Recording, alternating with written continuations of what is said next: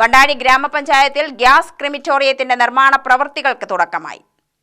പാളയംപുഴയ്ക്ക് സമീപം ഗ്രാമപഞ്ചായത്തിന്റെ ശ്മശാനത്തിലാണ് gas crematorium നിർമ്മിക്കുന്നത്.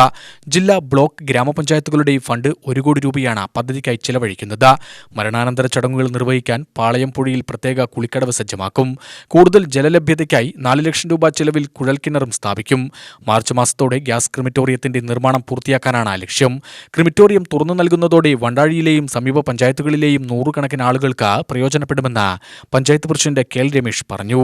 വണ്ടാഴി ഗ്രാമപഞ്ചായത്തിനകത്ത് ത്രിതല പഞ്ചായത്ത് വഴി ഗ്രാമപഞ്ചായത്തും ബ്ലോക്ക് പഞ്ചായത്തും ജില്ലാ പഞ്ചായത്തും സംയുക്ത ഫണ്ട് കൊണ്ട് നിർമ്മിക്കുന്ന ഗ്യാസ് ക്രിമിറ്റോറിയത്തിൻ്റെ സൈറ്റിലാണ് ഇപ്പോൾ നിൽക്കുന്നത്. ഈ സാമ്പത്തിക വർഷം തന്നെ മാർച്ച് അവസാനത്തോടു കൂടിയിട്ട് ഈ പണി ഇതിൻ്റെ പൂർത്തീകരിക്കണം എന്നാണ് ഉദ്ദേശിക്കുന്നത്. വണ്ടാഴി ഗ്രാമപഞ്ചായത്ത് 16-ാം വാർഡിൽ പാളയം ഭാഗത്താണ്, പുളിക്കരപ്പറമ്പ് പാളയം ഭാഗത്താണ് ഈ പണി ഇപ്പോൾ ഇവിടെ നടന്നുകൊണ്ടിരിക്കുന്നത്. പണി പൂർത്തിയാകുന്നതോടുകൂടി ഈ പഞ്ചായത്തിലും മറ്റു പഞ്ചായത്തുകളും ഉൾപ്പെടെ ഇത് ഉപയോഗപ്രദമാകുന്ന രീതിയിലേക്ക് ആണ്.